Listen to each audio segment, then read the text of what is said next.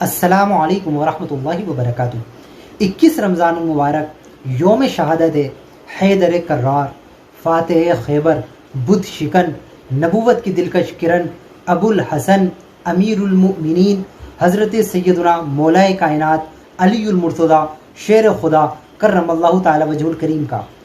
آپ وہ مبارک شخصیت ہیں کہ جن کے اوصاف اتنے ہیں کہ ناقابل بیان ہیں، کہ آپ کی شان، آپ کا مقام، آپ کا مرتبہ، آپ کی پیدائش سے لے کر وفات تک ہر لمحے پر بندہ نگاہ ڈالے تو ہر لمحہ مثالی نظر آئے گا، ہر لمحہ یکتا نظر آئے گا کہ کس طرح آپ نے زندگی گزاری اور کیا کیا شان، کیا کیا فضائل آپ کی زندگی میں ہمیں آپ کے نظر آتے ہیں۔ پیدا ہوتے ہیں تو کعبۃ اللہ شریف میں، اللہ کے گھر میں پیدا ہوئے، جب آنکھ کھولی تو مصطفیٰ کریم صلی اللہ علیہ وسلم کے چہرے پر پہلی نگاہ ڈالی۔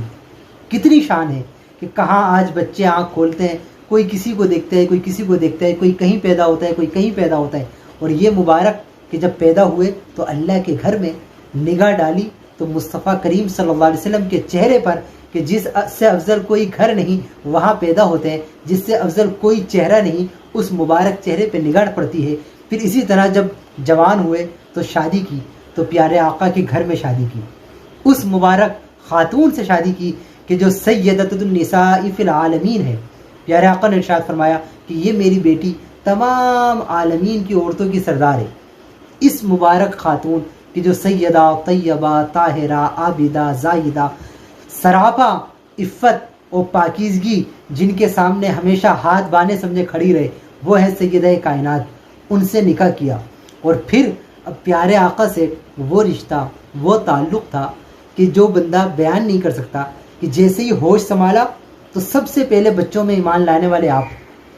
ایمان لے آئے، ایمان لا کر اپنے آپ کو پیارے آقا کی غلامی میں دے دیا۔ نبی پاک صلی اللہ علیہ وسلم نے ان کی تربیت کی، ان کی پرورش کی۔ اب جب تربیت نبی پاک کریں، پرورش نبی پاک کریں، آغوش رحمت للعالمینی میں جو پلا بڑا ہو، پرورش پائی ہو، تو کیا شان، کیا مقام اور کیا مرتبہ پایا ہوگا۔ پھر پیارے آقا صلی اللہ علیہ وسلم ان سے ایسی محبت فرماتے کہ مہاجرین اور انصار میں جب نبی پاک صلی اللہ علیہ وسلم نے اخوت و بھائی چارہ قائم کیا کہ ایک کو دوسرے کا بھائی بنایا، مولا علی کرم اللہ تعالی وجہ الکریم آخر میں ان کو کسی کا نہیں بنایا، تو انہوں نے کہا، ان کو تھوڑے دل میں پریشانی ہوئی کہ مجھے کسی کا بھائی نہیں بنایا، تو پیارے آقا صلی اللہ علیہ وسلم نے ارشاد فرمایا کہ یا علی انت اخی فی الدنیا والآخرہ، اے علی تو میرا بھائی ہے دنیا میں بھی اور آخرت میں بھی۔ یعنی کتنی بڑی سند دے دی، یہ ایک لفظ ہی تمام فضیلتوں پر حاوی ہے کہ میرے آقا نے فرمایا اے علی تو دنیا و آخرت میں میرا بھائی ہے۔ اتنی بڑی شان، اتنا بڑا مقام پیارے آقا صلی اللہ علیہ وسلم نے مولا علی کرم اللہ تعالی وجہ الکریم کو عطا فرمایا۔ پھر پیارے آقا صلی اللہ علیہ وسلم نے ارشاد فرمایا کہ من کنت مولاہ فعلی مولا،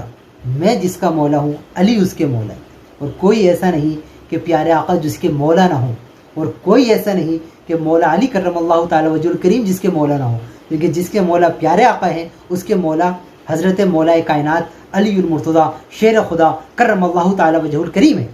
تو یقیناً اتنی شان، فضیلت، مقام و مرتبہ ہے مولا علی کا کہ ہم بیان نہیں کر سکتے کہ آپ کی شان میں کتنی احادیث ہیں کہ پیارے آقا نے غزوہ خیبر کے موقع پہ ارشاد فرمایا کہ یہ میں جھنڈا اس کے ہاتھ میں دوں گا کہ جو اللہ رسول سے محبت کرتا ہے اور اللہ رسول بھی اس سے محبت کرتے ہیں۔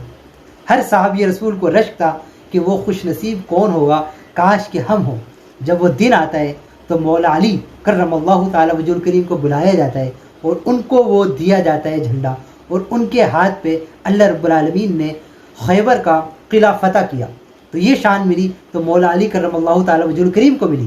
اسی طرح بے شمار شان، فضائل، مناقب کا مجموعہ ہے مولا علی کرم اللہ تعالی وجہ الکریم۔ لیکن یہ بات ضرور ہے کہ بعض بدبخت لوگ معاذ اللہ ثم معاذ اللہ حضرت مولا علی کو نمبر 1 خلیفہ قرار دیتے ہیں، اور حضرت سیدنا صدیق اکبر جو افضل البشر بعد الانبیاء